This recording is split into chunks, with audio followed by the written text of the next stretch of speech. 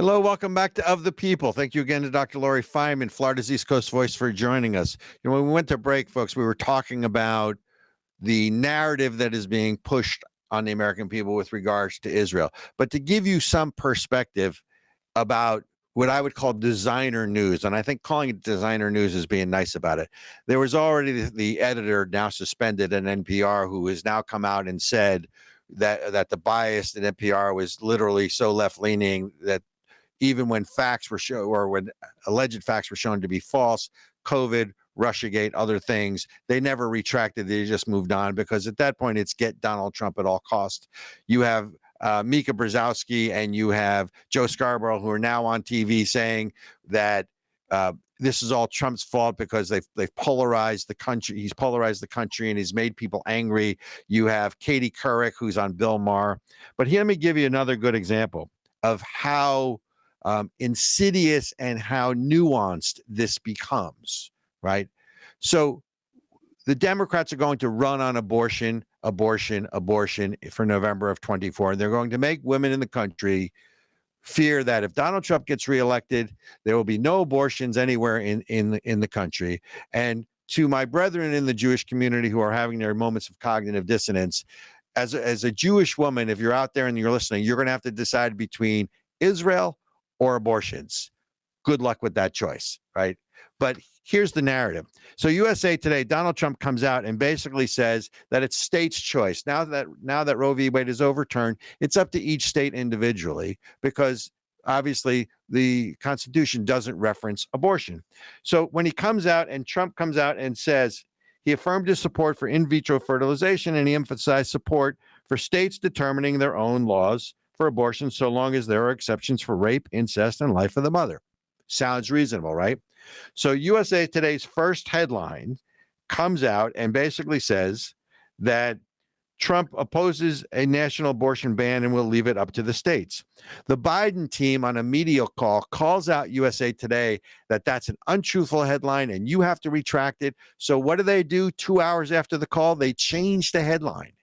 And now the headline comes out, and about 2 hours later, they come out and they basically say that Trump is, let me see if I got this right.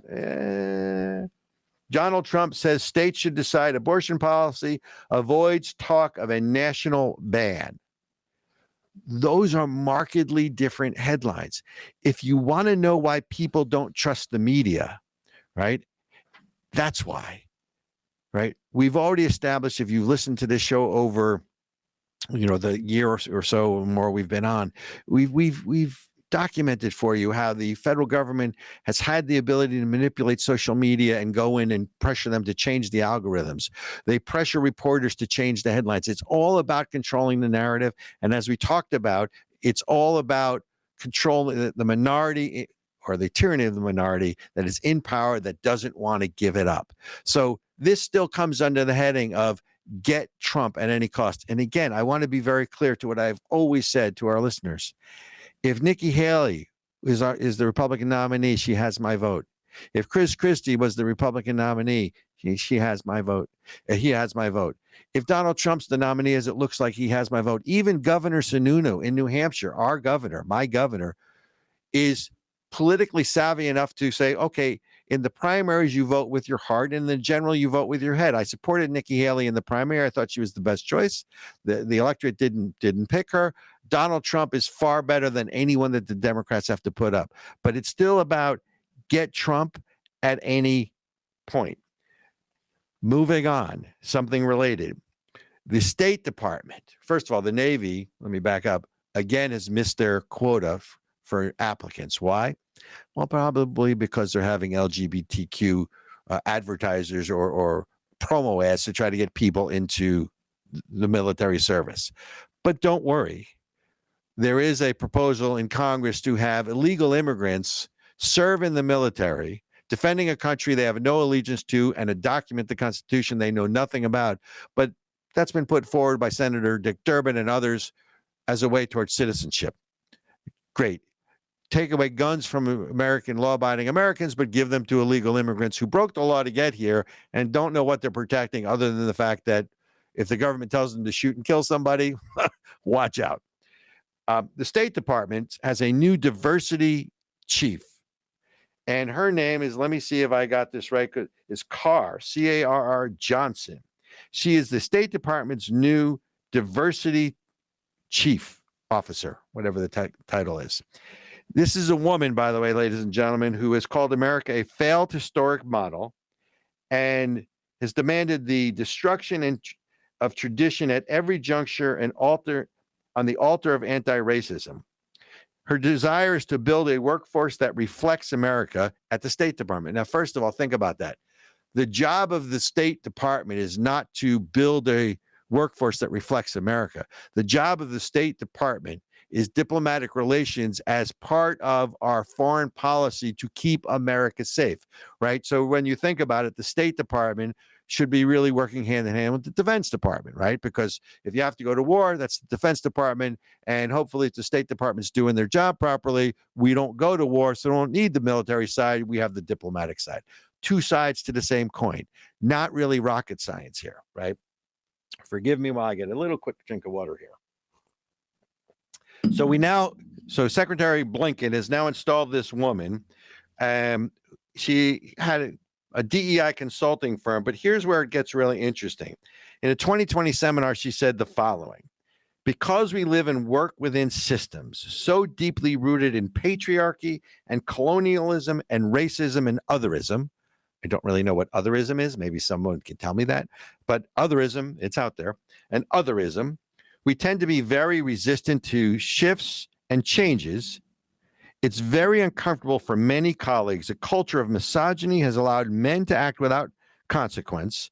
I would argue when you defund the laws, you're allowing the public to act without consequence. When people sit on a federal bridge and don't get arrested and you don't enforce the law, there are no consequences. So I do think this is the kettle calling the pot black. But remember, tyranny of the minority. It's okay for them to do it. It's not okay for us to do it. So going back to men are acting without consequences, and it becomes part of what we believe is normal. In order to make any change, we've literally got to be about working to dismantling the traditional structure at every juncture. America is a failed historical model, right? And it goes on. So, and by the way, the one line in here that I love, the rationale for all of this crap is in order to save us all. Sorry, I'm just checking my notes here. Lord Benjamin, if you need me, you're going to have to break in because I can't read and talk at the same time. I am multi-talented. I'm just not that multi-talented or multitasking talented. So in order to save us all, we must be prepared to change, Carr Johnson wrote. What does that sound like to you?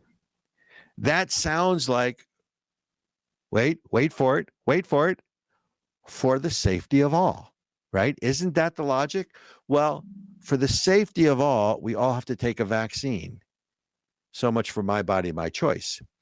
For the safety of all, we all have to wear masks. Actually, it's wear masks, right? For the safety of all, we should all stop eating meat because killing cows is bad for the environment, and climate change is going to kill the planet. So for the safety of all, we all have to do, I mean, just fill in the blanks here, folks, right? Oh, and by the way, for the safety of all, you can't own that gun because you are a threat to the community and you can't own the gun. Do you see how all this rolls downhill? It's all connected, and it's all about being triggered. It's the tyranny of the majority, right? You got to look this woman up. New State Department, State Department diversity chief. I mean, the things that she says: we cannot have equity without dismantling structural racism, patriarchy, and heterosexism. It will start with a movement that compels us to ask uncomfortable questions. Oh, and of course, she throws in white supremacy.